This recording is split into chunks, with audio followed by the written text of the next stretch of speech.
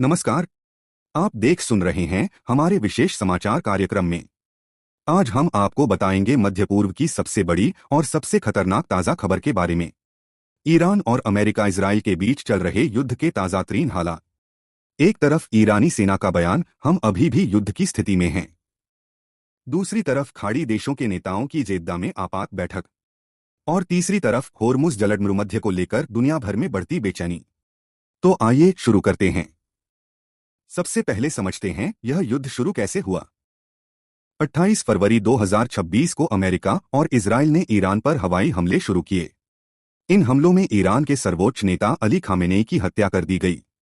यह हमले उस वक्त हुए जब ईरान और अमेरिका के बीच परमाणु कार्यक्रम को लेकर बातचीत चल रही थी। विकिपीडिया। यानी जब दोनों देश बातचीत की मेज पर थे, तभी अमेरिका और इजराइल ने मिलकर ईरान पर हमला बोल दिया।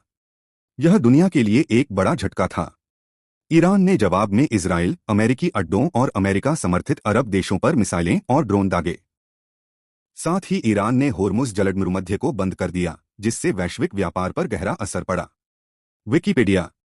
होर्मुज जलसंधि यह वो समुद्री रास्ता है जिससे दुनिया का बहुत बड़ा हिस्सा तेल और गैस पाता है। इसे बंद करना मतलब पूरी दुनिया की अर्थव्यवस्था को झटका देना। अमेरिका ने इस दौरान इस्फहान में बमबारी की, जिससे भारी तबाही हुई। खाड़ी के कुछ अमेरिका समर्थित देश जैसे सऊदी अरब, यूएई, कुवैत और बहरीन चाहते थे कि ट्रंप तब तक युद्ध जारी रखें जब तक ईरान के नेतृत्व में बड़े बदलाव न आ जाएं। अब आते हैं सबसे ताज़ा और सबसे अहम खबर पर। ईरानी सेना के प्रवक्ता अमीर अकरमिनिया ने कहा है कि मौजूदा हालात को अभी भी युद्ध की स्थिति माना जा रहा है। उन्होंने कहा, स्थिति अभी भी युद्ध की है और सेना के लिए लक्ष्यों की सूची और उपकरणों को अपडेट किया गया है। Business standard. यानी भले ही 8 अप्रैल को अमेरिका और ईरान के बीच युद्ध विराम की घोषणा हुई, लेकिन ईरान इसे युद्ध का अंत नहीं मान रहा। ईरान ने साफ कहा है कि युद्ध विराम के बावजूद वो अपने लक्ष्यों को अपडेट कर रहा है, प्रशिक्षण जारी है और नए हथियार बनाए और उन्नत किए जा रहे हैं। ABC 7 news. ईरानी सेना के प्रवक्ता ने यह भी कहा, हम युद्ध को खत्म नहीं मानते। अगर दुश्मन फिर हमला करता है तो ईरान के पास नए हथियार और नया जवाब होगा। प्रवक्ता USA। ईरानी अधिकारी मोहम्मद हुसैन जियाइनिया ने एनी से कहा, हम निश्चित रूप से जीतेंगे। यह देश कभी नहीं हारेगा। Business standard. एंकर। यह बयान बहुत महत्वपूर्ण है। इसका मतलब है कि जंग भले ही थमी हो, ईरान मानसिक और सैन्य रूप से अभी भी लड़ाई की स्थिति में है। वो किसी भी पल जवाब देने को तैयार बैठा है। इस पूरे युद्ध में एक और बड़ा मुद्दा है, होर्मुज जलसंधि। यह वो जलमार्ग है जिससे शांतिकाल में दुनिया का 5वां हिस्सा तेल और तरलीकृत प्राकृतिक गैस गुजरती है। युद्ध के दौरान यह रास्ता व्यावहारिक रूप से बंद हो गया, जिससे वैश्विक अर्थव्यवस्था बुरी तरह प्रभावित हुई। अल जजीरा। 23 अप्रैल को ट्रंप ने अमेरिकी नौसेना को आदेश दिया कि होर्मुज में ईरान द्वारा बिछाई जा रही बारूदी सुरंगों को नष्ट किया जाए। एक अमेरिकी अधिकारी ने बताया कि ईरान के इस्लामिक रिवॉल्यूशनरी गार्ड ने उस हफ्ते नई सुरंगें बिछाई थीं। विकिपीडिया। अमेरिका अभी ईरान के एक नए प्रस्ताव पर विचार कर रहा है जो होर्मुज को फिर से खोलने से जुड़ा है, लेकिन अब तक की शांति वार्ता नतीजे पर नहीं पहुंची है। अब बात करते हैं खाड़ी देशों की उस बड़ी बैठक की जो 28 अप्रैल को सऊदी अरब के जिद्दा शहर में हुई। खाड़ी सहयोग परिषद GCC के नेता सऊदी अरब में इकट्ठा हुए। यह उनकी पहली आमने सामने की बैठक थी जो ईरान पर अमेरिका इजराइल युद्ध शुरू होने के बाद 2 महीने में हुई।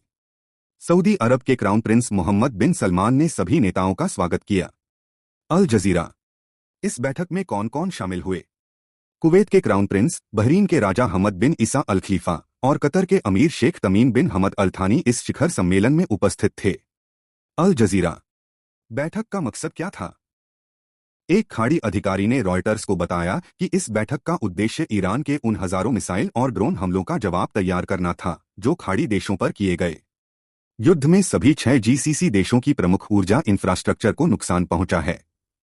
Gulf news. कतर ने इस बैठक से पहले चेतावनी दी कि फ्रोजन कॉन्फ्लिक्ट यानी जमे हुए संघर्ष की संभावना से बचना जरूरी है। कतर के विदेश मंत्रालय के प्रवक्ता माजेद अल अंसारी ने कहा, हम नहीं चाहते कि क्षेत्र में जल्द ही दोबारा लड़ाई शुरू हो। हम नहीं चाहते कि ऐसा संघर्ष जमे जो हर बार किसी राजनीतिक कारण से फिर भड़के। Gulf news. कतर के अमीर ने कहा कि यह शिखर सम्मेलन युद्ध के प्रति एकजुट खाड़ी रुख का प्रतीक ने ओपेक और ओपेक प्लस से बाहर निकलने का फैसला किया, यह कहते हुए कि वो अपने राष्ट्रीय हितों पर ध्यान केंद्रित करना चाहता है। यह फैसला तेल निर्यातक संगठनों के लिए एक बड़ा झटका है। अल जजीरा। यूएई दुनिया के सबसे बड़े तेल उत्पादकों में से एक है। उसका ओपेक छोड़ना यह बताता है कि खाड़ी में हालात कितने बदल चुके हैं।